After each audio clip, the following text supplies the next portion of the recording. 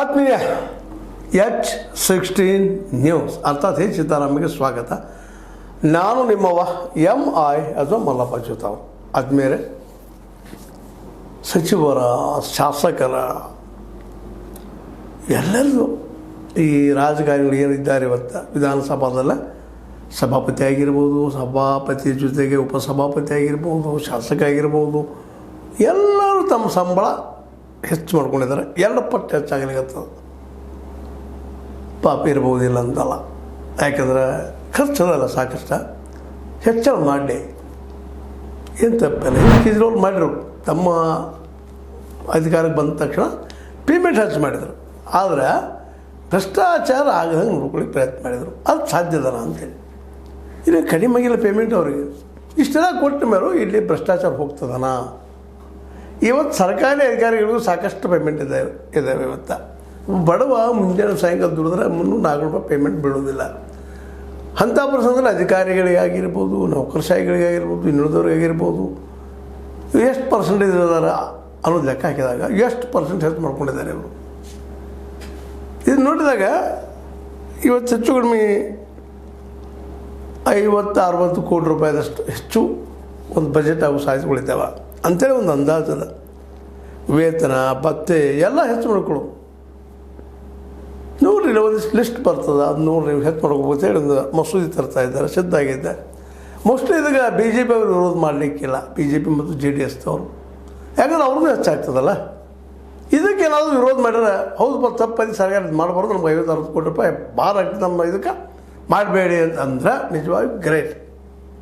ಮಾಡ್ತಾರೇನೋ? Mostly ಇಲ್ಲ. ಯಾಕಂತಂದ್ರೆ ಅದೇ ಕಾಲಕ್ಕೆ ಇಷ್ಟು ಪೇಮೆಂಟ್ ತೊಗೊಳ್ಳೋಂತಹ ಈ ಎಲ್ಲ ರಾಜಕಾರಣಿಗಳಿಗೆ, ಈ ಒಂದು ಶಾಸಕರಿಗೆ, ಸಚಿವರಿಗೆ ಇವರು ಭ್ರಷ್ಟಾಚಾರ ಬಿಡ್ತಾರಾ ಅಂತ ಪ್ರಶ್ನೆ ಮಾಡ್ತಾರ. ಅನುಭವಿಸ್ತಾರೆ, ನೀವು ಭ್ರಷ್ಟಾಚಾರಿಗಳು, ನೀವು ತಿಂದರೆ ಮಾಡಿರಿ ಅಂತೇಳಿ ಅಂತಾರ. ಇವು ಪ್ರಶ್ನೆ ನಿಮ್ಮ ಮುಂದೆ ಇಟ್ಕೊಂಡು ಅವರಷ್ಟು ನಿಮಗೆ ಯಾರ್ಯಾರ್ದು ಎಷ್ಟೆಷ್ಟು ಹೆಚ್ಚಾಯ್ತು ಪೇಮೆಂಟ್ ಹೆಚ್ಚಾಗೋದೈತಿ, ಇನ್ನೂ ಆಗಿಲ್ಲ, ಆಗೋದು ಯಾಕೈತಿ. ಯಾಕೆ ಇದಕ್ಕೆ ಯಾರೂ ವಿರೋಧ ಮಾಡೋದಿಲ್ಲ. 224 ಶಾಸಕರು, ವಿಧಾನ ಪರಿಷತ್ ಸದಸ್ಯರು ಯಾರೂ ವಿರೋಧ ಮಾಡೋದಿಲ್ಲ. ಸ್ವತಃ ಸಿದ್ದರಾಮಯ್ಯ ಬಡದವರ ಪರ ಇದ್ದಂಥ ವ್ಯಕ್ತಿ ಇವರು ವಿರೋಧ ಮಾಡೋದಿಲ್ಲ. ಅವರ ಮನಸ್ಸಾಗಿ ಹೊಂದಿದ್ದಾರೆ. ಇವತ್ತು ಮನಸ್ಸು ಭಾಳ ಸಂತೋಷ. ಆದರೂ ಭ್ರಷ್ಟಾಚಾರ ಕಡಿಮೆ ಆಗ್ತದೆ ಅಂದ್ರೆ ಇದು ಉತ್ತರ ಕೊಡಬೇಕಾಯ್ತು, ನಿಮ್ಮ ಜವಾಬ್ದಾರಿ ಅಂತ ಇಲ್ಲಿ ಹೇಳ್ಬೇಕಾಗಿದೆ. ಸಾಕಷ್ಟು ಪೇಮೆಂಟ್ ಅದು ನೋಡ್ರಿ. ಈಗಿದ್ದು ಪೇಮೆಂಟ್ ಸಭಾಧ್ಯಕ್ಷ, ಸಭಾಪತಿ ವೇತನ ಎಷ್ಟದಪ್ಪ ಅಂದರೆ ಈಗ 75,000 ಎಷ್ಟದ ರೀ? 75,000 ರೂಪಾಯಿದ. ಇನ್ನು ಹೆಚ್ಚಾಗೋದು 1.25 ಲ್ಯಾಕ್, 1.25 ಲಕ್ಷ. ಒಮ್ಮೆಗೆ ಎಷ್ಟು ಹೆಚ್ಚದ ನೋಡ್ರಿ. ಇದು ಹೆಚ್ಚು ಕಡಿಮೆ ಡಬಲ್ ಆದಂಗಣ.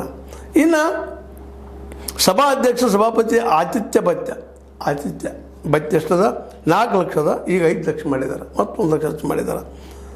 ಇನ್ನು ಸಭಾಧ್ಯಕ್ಷ, ಸಭಾಪತಿ, ಉಪಸಭಾಧ್ಯಕ್ಷ, ಉಪಸಭಾಪತಿ, ವಿಪಕ್ಷದ ನಾಯಕ, ಸರ್ಕಾರದ ಮುಖ್ಯ ಸಚೇತಕ, ವಿಪಕ್ಷ ಮುಖ್ಯ ಸಚೇತಕರ ಮನೆ ಬಾಡಿಗೆ ಮೊದಲೆಷ್ಟು ಇವ್ರ ಮನೆ ಬಾಡಿಗೆಗಳು?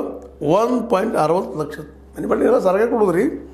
1.60 ಲಕ್ಷ ಇತ್ತು. ಈಗ 2.50 ಲಕ್ಷ ನೋಡಿರಿ ಬಾಡಿಗೆಗಳು. ಅದು ಇನ್ನು ಉಪಸಭಾಪತಿ, ಉಪಾಧ್ಯಕ್ಷ ಅವ್ರ ವೇತನ 60,000 ಇತ್ತು. ಈಗ ಎಷ್ಟಾಯಿತು? 80,000, 20,000 ಮಾಡಿದರು.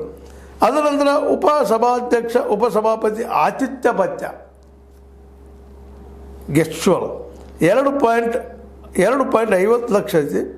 ಇದು 3 ಲಕ್ಷ ಆಯ್ತು ಈಗ. ಅದರ ನಂತರ ವಿಪಕ್ಷ ನಾಯಕರ ವೇತನ, ಅಪೋಸಿಷನ್ ಪಾರ್ಟಿ ಲೀಡರ್ದು, ನಮ್ಮ ಅಶೋಕ್ ಅವರದ್ದು 60,000 ಐತಿ. ಈಗ ಇನ್ನು 80,000 ಆಗೋದು.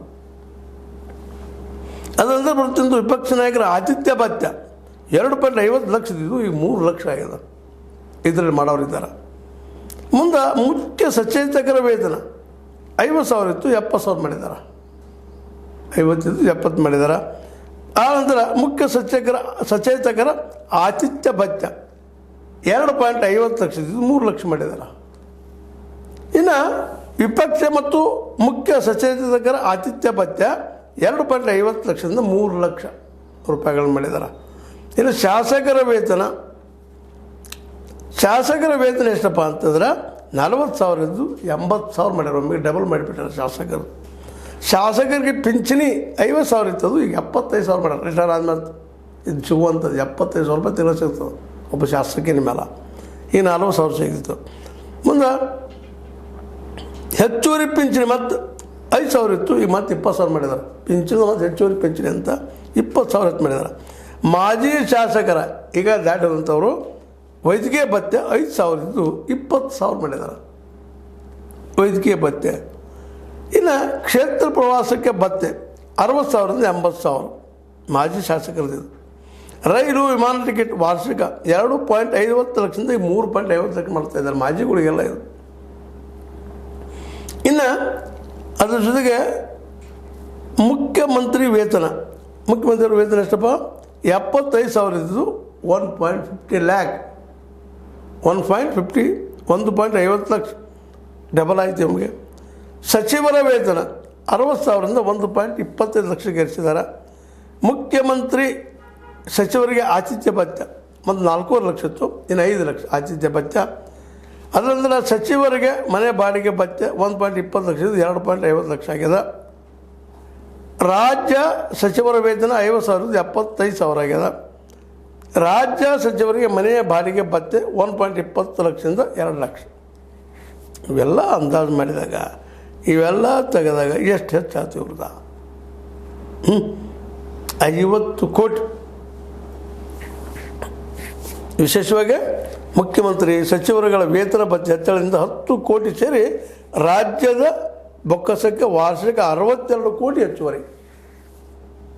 62 ಕೋಟಿ ಹೆಚ್ಚುವರೆಗೆ ಇಟ್ಟಂಥದ್ದು. 50 ಕೋಟಿ ಅಂತ ಬರ್ತದೆ, ಅದನ್ನ 62 ಕೋಟಿ ಆಗ್ತದೆ ಅಂತೇಳಿ ಇದನ್ನು ತಿದ್ದುಪಡಿ ತರ್ತಾ ಇದ್ದಾರೆ, ಪರಿಷ್ಕರಣೆ ಮಾಡಿ.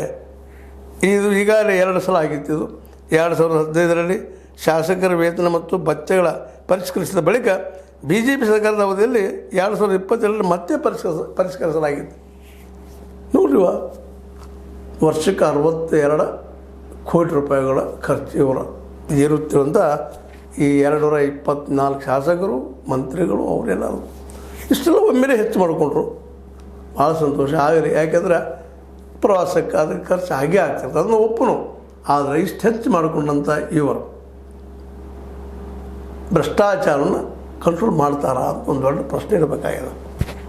ಯಾಕೆ ಇವ್ರಿಗೆ ಯಾಕೆ ಬೇಕ್ರಿ ಇನ್ನು ದುಡ್ಡು? ಪೆನ್ಷನ್ ಸಿಗ್ತದೆ, ನಾಳೆ ರಿಟೈರ್ ಆದಮೇಲೆ ಮತ್ತೇನು ಎಲ್ಲ ಹೆಚ್ಚು ಮಾಡ್ಕೊಂಡಿದ್ದಾರೆ, ಇನ್ನೇನು ಬೇಕು ಇವ್ರಿಗೆ?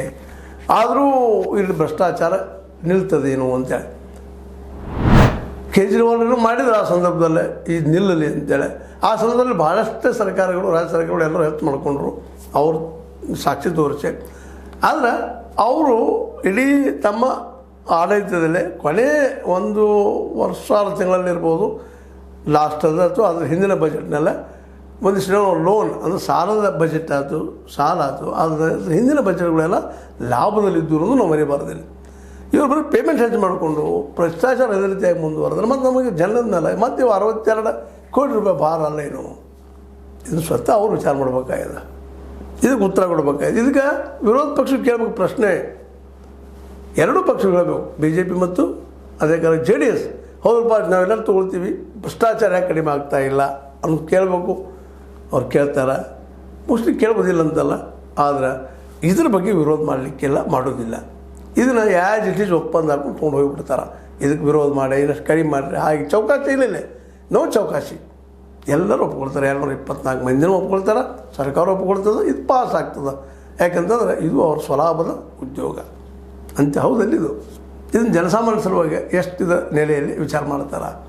ಇಲ್ಲಿ ಬಡತನ ಬಗ್ಗೆ, ಇಲ್ಲಿ ಔಷಧಿಗಳ ಬಗ್ಗೆ, ಇಲ್ಲಿ ನೀರಿನ ಬಗ್ಗೆ, ಶಿಕ್ಷಣ ಬಗ್ಗೆ, ಉದ್ಯೋಗಗಳ ಬಗ್ಗೆ ಎಷ್ಟು ವಿಚಾರ ಮಾಡ್ತಾರೆ. ಇಷ್ಟು ತೆಗೆದುಕೊಳ್ಳುವಂಥ ನಮ್ಮ ಶಾಸಕರು ಮತ್ತು ನಮ್ಮ ಮುಖ್ಯಮಂತ್ರಿಗಳು ಉಳಿದವರು ಎಲ್ಲರೂ ಎಷ್ಟರ ಮಟ್ಟಿಗೆ ಈ ರಾಜ್ಯವನ್ನು ಮರಳಿ ಕಟ್ತಾರೆ ಅನ್ನೋದನ್ನು ನೋಡೋಣ. ಮುಂದಿನದಲ್ಲೇ ಪಗಾರ ಹೆಚ್ಚಾಯ್ತು, ಪಿಂಚಣಿ ಹೆಚ್ಚಾಯ್ತು, ಎಲ್ಲ ಹೆಚ್ಚಾಯ್ತು, ಭ್ರಷ್ಟಾಚಾರ ಕಡಿಮೆ ಆಗ್ತದಲ್ಲ ಅನ್ನೋ ಒಂದು ಪ್ರಶ್ನೆಗೆ ಉತ್ತರ ಬೇಕಾಗಿದೆ.